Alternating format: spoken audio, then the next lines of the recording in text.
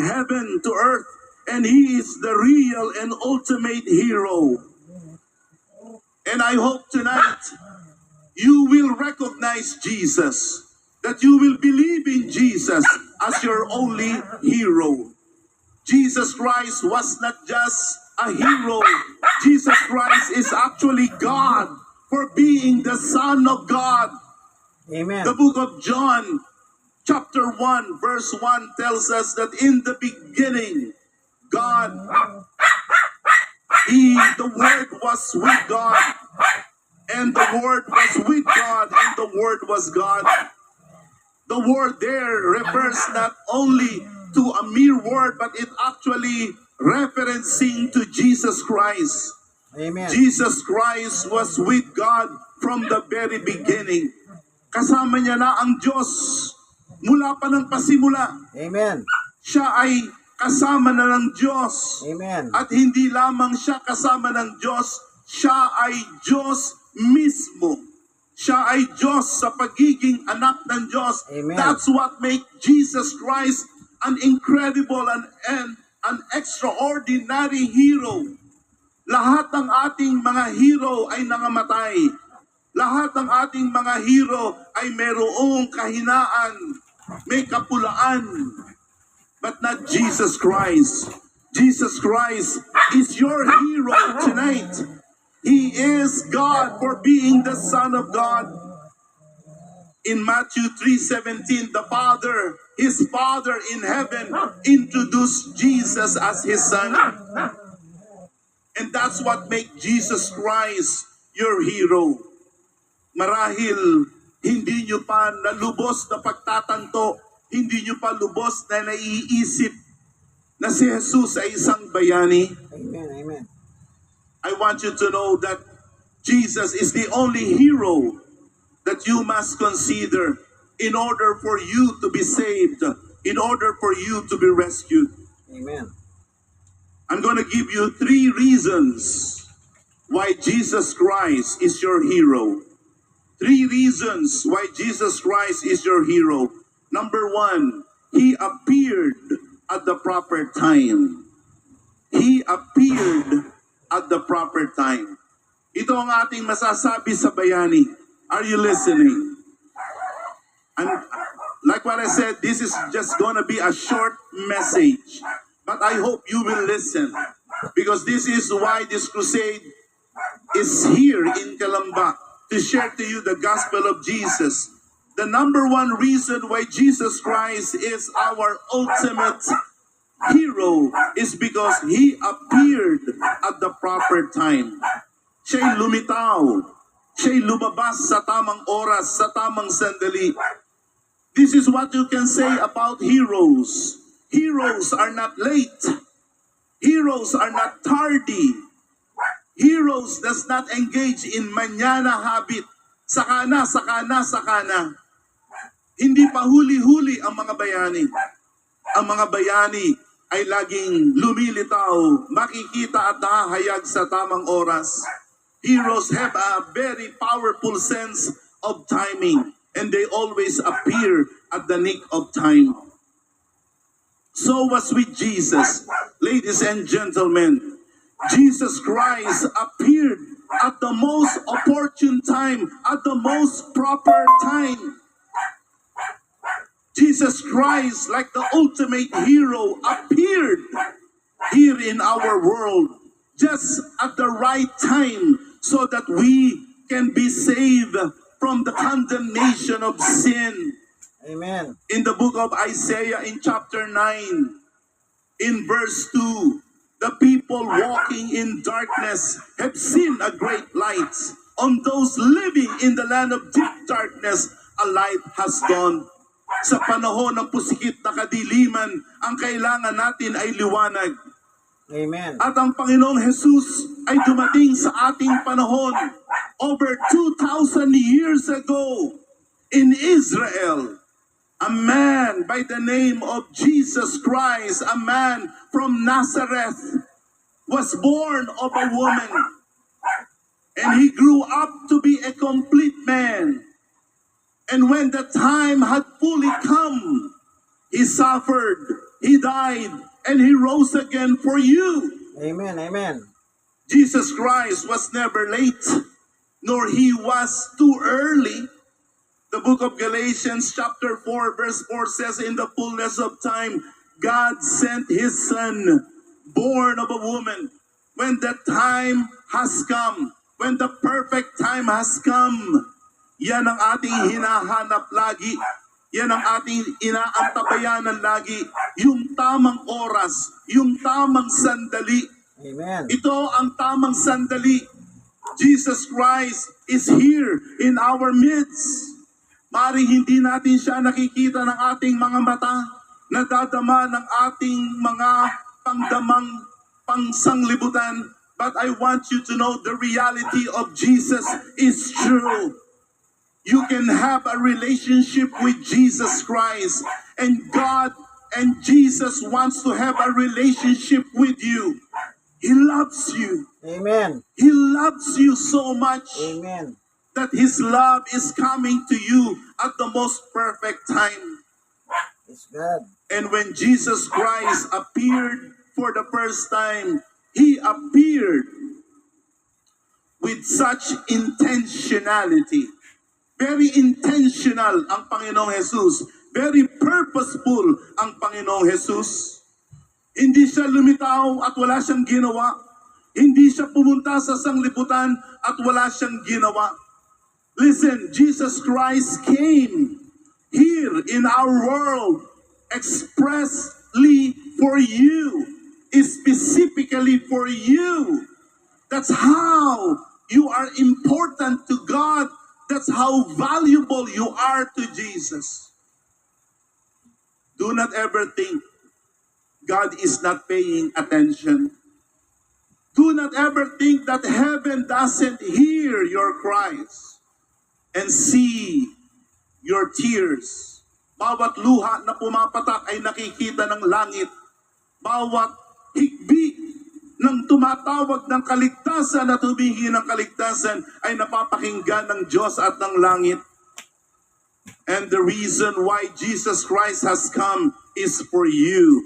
He Amen. has come to seek and to save you. Amen. Luke 19:10, the Son of Man came to seek and to save those who are lost. Ang buong sanglibutan ay nangawala. Ang buong sanglibutan ay nangaliligaw. Ang sabi ng banal na kasulatan, para tayong mga tupa na nagkanya-kanyang mga daan. We are all like sheep that have gone astray. Each one of us has taken his own way. We are lost. Sa kabila ng napakadaming mga navigational system and app, sa kabila ng mga satellite na ngayon ay nagtuturo sa tao kung saan pupunta, doon, paroroon, ang tao ngayon ay naliligaw pa rin. Tingnan niyo kung gaano pagkaligaw ng ating bansa.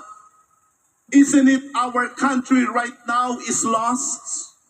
Because the people who are supposed to guide us, the people who are supposed to be our leaders, the people who are supposed to be our moral compass, they themselves are lost. They themselves are confused. Sino man tayo sa gabing ito, you do not need to feel hopeless. You do not need to feel alone and abandoned because Jesus Christ has appeared in the perfect time of your life. Amen. Kayo na sana'y namatay nung isang linggo. Kayo na sana'y nalumpo nung isang buwan. Kayo na sana'y binalot ng kadiliman nung nakaraang linggo. Kayo na sana'y napalayo ng napakalayo sa Diyos na ayaw nyo nang pumunta sa anumang gawain na gaya nito. But look at you. Look at you. Look at you. Look at us. We're here. That means the Lord is leading you closer and closer and closer and closer to Him. Amen. And He has so many ways to bring you to Christ. Number 2, He offered the greatest sacrifice. That is the second thing that Jesus Christ did. why Jesus Christ is our ultimate hero. Ibinigay niya ang pinakadakilang alay, ang pinakadakilang handog. Heroes are unafraid to give, to offer whatever is necessary so that others could be saved. Ganyan ang mga bayani. Walang takot, hindi nasisindak, na ibigay ang nararapat. Kahit mahulugan pa yon, kahit mga hulugan pa yon ng kanyang buhay, kahit mga hulugan pa yon ng kanyang sariling kaligtasan, ang isang bayani ay hindi mag-aatubili na ibigay ang buhay niya para sa iba. Yung ay,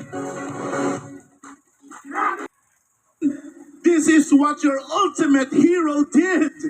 Jesus did and offered the greatest sacrifice so we can be saved from our sins. What Jonathan Ferriol couldn't do, what you cannot do, what humanity couldn't do. Praise God. Jesus Christ did it for you. Amen. He offered his life for you. Amen. Amen. The book of 2 Corinthians 5:21 tells us this: God made him who had no sin. Yan ang masasabi ninyo kay Hesus Kristo. Lahat tayo ay makasalanan. Subalit ang Panginoong Jesus ay walang kasalanan. Wala siyang kasalanan sa pag-iisip, wala siyang kasalanan sa kanyang damdamin, wala siyang ginawang kasalanan. Kaya siya ang sakdal, siya ang perpektong alay. The Bible says God made him who had no sin to be sin for us, so that in him we might become the righteousness of God.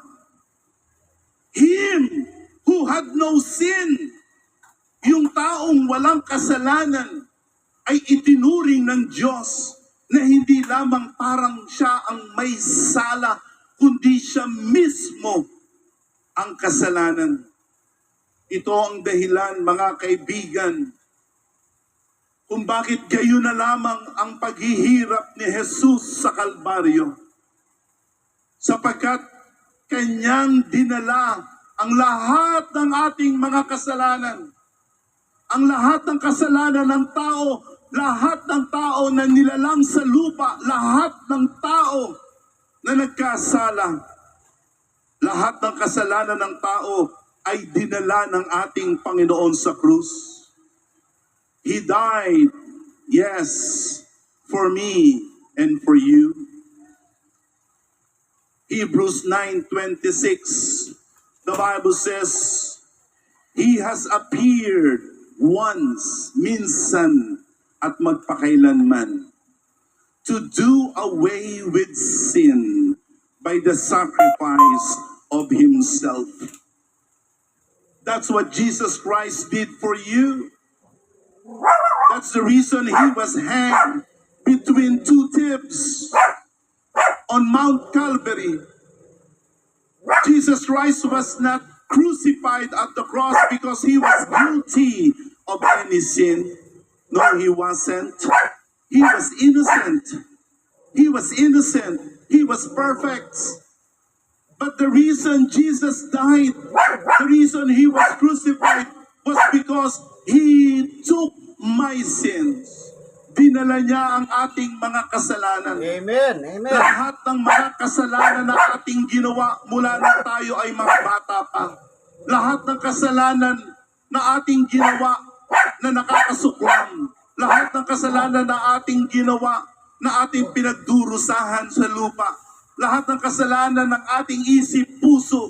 Lahat ng kasalanan natin sa mga anak. Ang lahat ng ating mga kasalanan sa kapwa-tao. Lahat ng kasalanan na ating ginawa.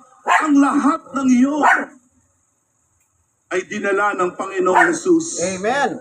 sa krus ng Kalbaryo. That's the reason why He was at the cross. He was at the cross not because of His sins, but because of yours. And He did not only die for our sins, He lovingly died for us. Bakit kailangan na mamatay si Jesus? Sapagkat yun ang hinihingi ng hustisya ng Diyos. That's what the justice of God demands. Listen, maaring tayo ay mamatay ng maraming beses, pero walang kamatayan ang anumang tao na magliligtas sa kanyang mga kasalanan. You and I could die 1,000 deaths, but our death will never be sufficient to cover for the justice of God. Isa lamang kamatayan ang hinihingi ng Diyos. Listen to me. It is the death of His pure, innocent, holy Son Jesus Amen. at the cross at Calvary. Si Winter. Kaya ang ginawa ng Panginoon, sa halip na ako ang mamatay, sa halip na ikaw ang mamatay, sa halip na tayo ang magdusa sa ating mga kasalanan, ang Panginoong Jesus na ang nagdusa sa ating mga kasalanan. Ganyan ang bayani. Sa halip na tayo ang mamatay, ang bayani na ang namamatay para sa atin. And thirdly, why I consider Jesus as our hero, He saved us from our greatest crisis. He saved us from our greatest crisis. Alam niyo, masasabi natin sa mga bayani, they do not create problems. They solve problems. Yan ang tatak bayani. Ang tunay na bayani, sila'y gumagawa ng solusyon sa mga problema. Shooting. Sila'y gumagawa ng lunas sa problema. Hindi sila ang lumilikha ng problema. Heroes solve problems. Patriots fight for freedom. Organ donors offer their body parts to save others. Martyrs die for their belief. But listen, ladies and gentlemen, I want you to know there's only one who gave his life so that we can be saved, so Amen. that we can be rescued from our sins. Amen. Jesus Christ. Amen. Amen. Jesus Christ solved the greatest problem of humanity. Ang pinaka-seryoso at pinakamalalang problema ng Pilipinas ngayon, ng buong mundo ngayon, ay hindi political, hindi social, hindi economical, hindi moral. Although we have so many problems in our country today, our leaders in legislative branch, even in the executive branch, even our judiciary, they're all confused, they're all tangled up and messed up in one scandal after another. But the greatest problem of the Philippines is spiritual. This is our greatest problem. This is the root cause. Yan ang ugat ng ating problema. Ang ating problema sa ating bansa at sa ating henerasyon ay spiritual. At walang iba kundi ang ating mga kasalanan. Habang ang tao ay nabubuhay sa kasalanan, siya'y gagawa ng masama, siya'y gagawa ng mali, siya'y gagawa ng katiwalian. Subalit ang puso na baguhin ng Panginoon, ang pusong pabaguhin ng Diyos, hindi na siya magkakasala, titigil na siya sa kasalanan. At kung siya'y magkakasala man, siya'y patatawarin ng ating Panginoon. Amen. Tonight, consider this, that our greatest problem is sin. No amount of education, no amount of morality, no amount of legislation can ever solve the problem of our sin. Who will solve the problem of sin for us? Who will do something about the problem of sin? Are we forever helpless against sin? Are we forever no match against sin? No, we're not. Ladies and gentlemen, I have a good news for you. Jesus Christ has come to destroy the power of sin. Amen. Amen. The book of Colossians chapter 2 verse 15 says, Jesus disarmed the powers, the authorities, And he made a public spectacle of them. Ito ang gusto ko. He triumphed. He triumphed. Pinagtagumpayan niya ang lahat ng laban sa atin. Lahat ng puwersa ng kadiliman, lahat ng puwersa ng impyerno, lahat ng puwersa ng masama na laban sa atin, dinaig na ito ng ating Panginoon. Amen, amen, amen. That is good. Only Jesus has done that. Amen. That's why only Jesus is your Savior. Amen. 1 John chapter 3 verse 8 says, the one who does what is sinful is of the devil, because the devil has been sinning from the beginning. Pakinggan ninyo, the reason the Son of God appeared, the reason the Son of God appeared, Jesus Christ appeared, lumitaw, lumabas, nagpakahayag siya, siya'y dumating dito sa lupa. Ano ang kanyang layunin? Destroy, wasakin, gibain ang gawa ng dyablo. Amen. Maybe tonight, you are under the influence of the devil. Nais mo na makalaya sa kasalanan. Nais mo na magbagong buhay. Alam mo may kulang sa iyo. Alam mo may mali sa iyo. Alam mo ikaw ay nasa maling landas. Kasalanan ang naglalayo sa iyo sa Diyos. Hallelujah. Subalit ang Panginoong Jesus ang maglalapit sa iyo sa Diyos. Amen. Ang sabi ng banal na kasulatan, Jesus Christ said, I am the way, the truth, and the life. No one comes to the Father except through me. Amen. Tonight, you have a hero. His Amen. name is Jesus Christ. And He has come to save you. Amen. Marahil, sasabihin mo, Evangelist Jonathan, hindi mo ako kilala. Ako'y napakasama. Kung makikilala mo ako, baka ayawan ako ng langit. Marahil Hallelujah. hindi kita kilala, pero kilala ka ng Diyos. At sa kabila ng iyong kasalanan, sa kabila ng iyong karumihan, ito ang sasabihin ko sa iyo, mahal ka pa rin ng ating Panginoon. Amen. At nais ng Diyos na ikaw ay maligtas. Amen. Kahit ikaw ang pinakamasama sa Laguna, kahit ikaw ang Hallelujah. pinakamasama sa Kalamba, kahit ikaw ang pinakamasamang ama, pinakamasamang ina, pinakamasamang anak, pinakamasamang kapitbahay, you can be saved. Amen. Because God wants to save you. Amen. 1 Timothy chapter 1, verse 15. Here is a trustworthy saying, tapat ang pasabi at ito'y dapat tanggapin. Christ Jesus came into the world. Oh, thank God to save sinners. Amen.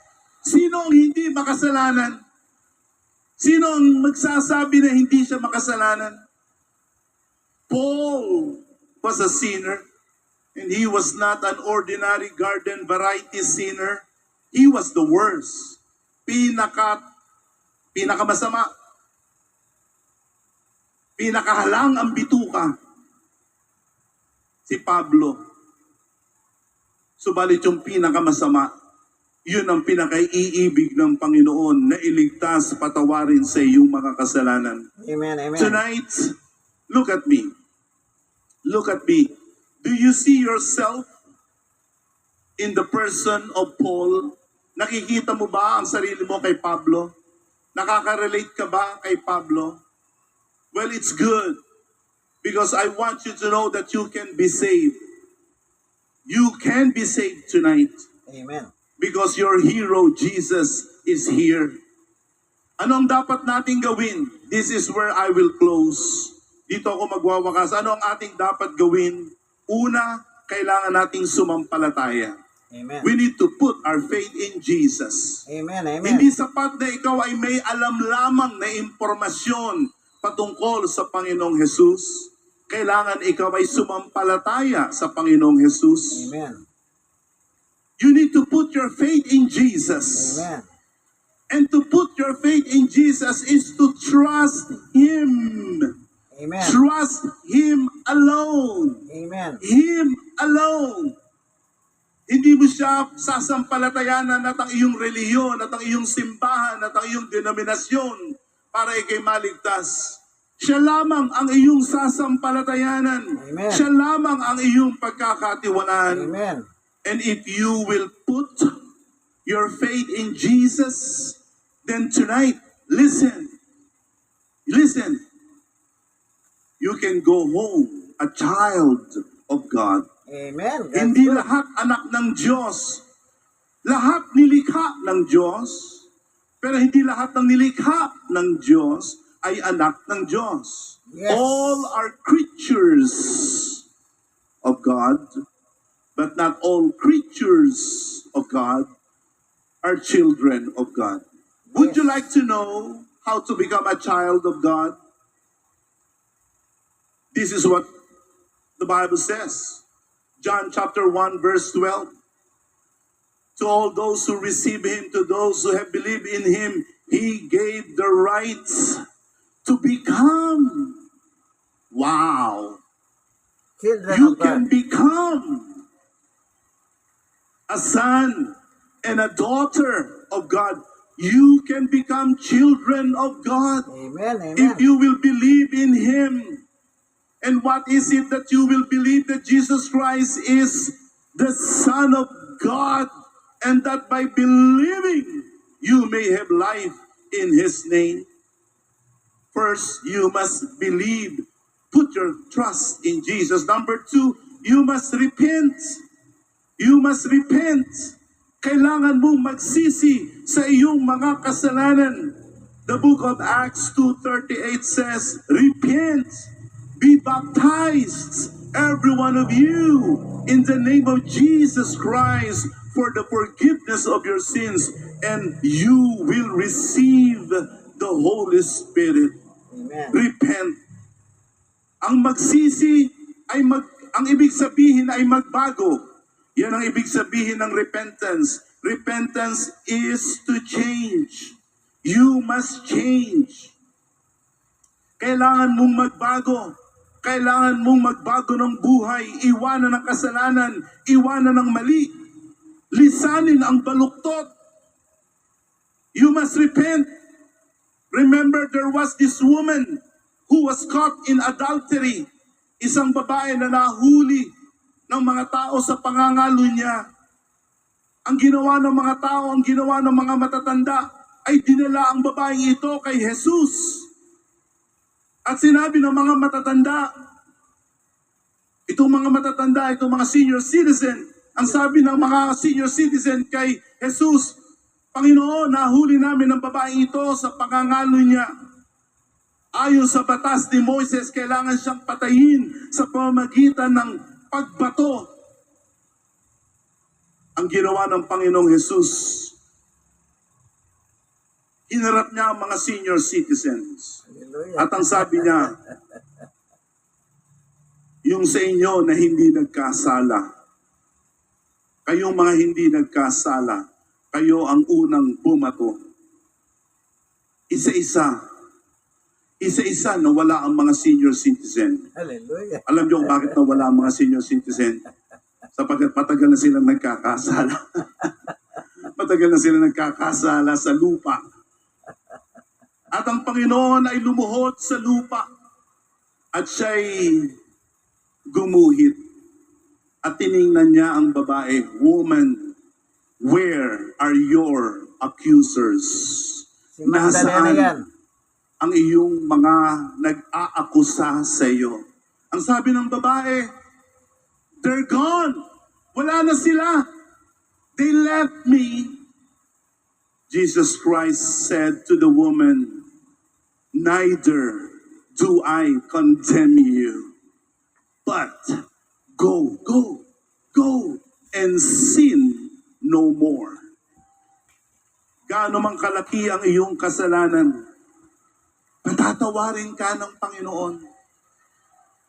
At alam natin yan, ang pinakamatamis na karanasan ay yung sabihan ka ng iyong nakaatraso. Okay na tayo, goods na tayo, wala ka ng atraso sa akin.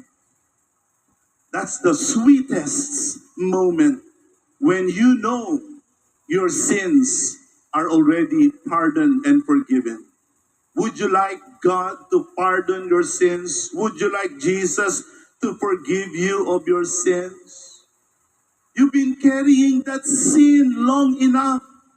Ang tagal mo nang itinatago yung kasalanan na yan. Matagal mo nang ikinahihiya yung kasalanan na yan.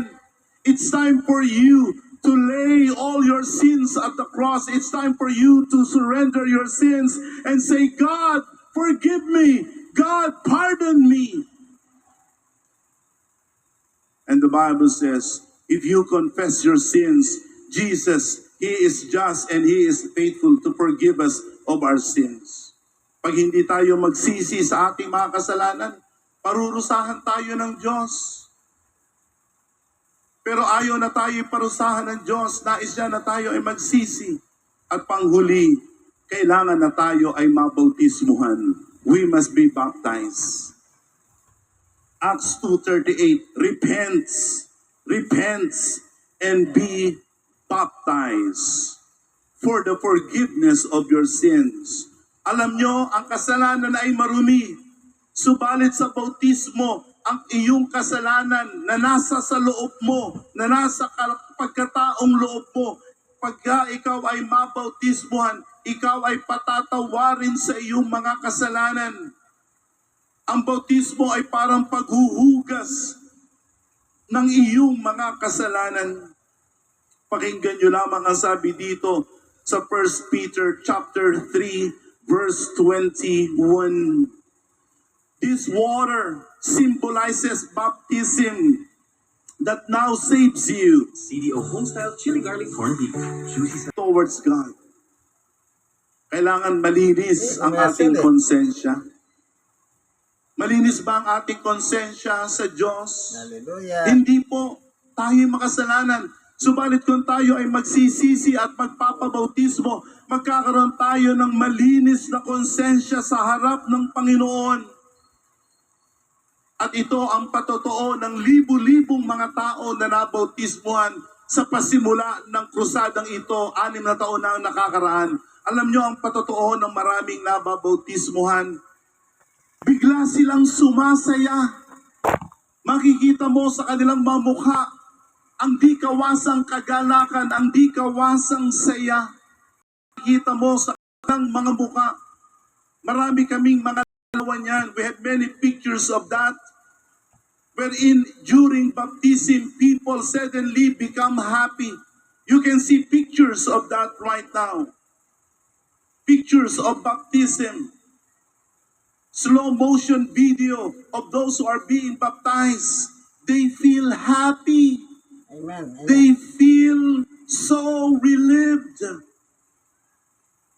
Kapag ikaw ay nabautismuhan, ikaw ay makakatamasa ng kagalakan sapagkat ang mga kasalanan mo ay malilinis.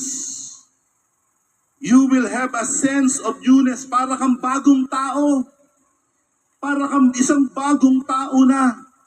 At ang bautismo ay ang iyong unang hakbang papunta sa langit. Amen. Ang tunay na sumasampalataya ay nagpapabautismo. The Bible says those who believed, they were baptized. Tonight, you should be baptized. Lahat ng bautismo sa Biblia, pakinggan nyo, I'm about to end. Lahat ng bautismo sa Biblia ay kaagad-agad na nangyayari. Amen. Pakinggan nyo lamang ako. Yung 3,000 mga tao sa araw ng Pentecostes, yung 3,000 yon ay nangabautismuhan agad. Yung Philippian jailer, warden, nung gabi na siya'y sumampalataya, siya'y nabautismuhan agad. Yung opisyal ng Roman army na si Cornelius nung gabing yon, nabautismuhan siya kaagad. Amen. Si Lydia na nagtitinda ng mga tela, nung araw na yon, siya'y nabautismuhan agad. Ang prinsipe ng Ethiopia, nung siya ay nakatanggap ng ebanghelyo, siya kaagad ay nabautismuhan. Amen.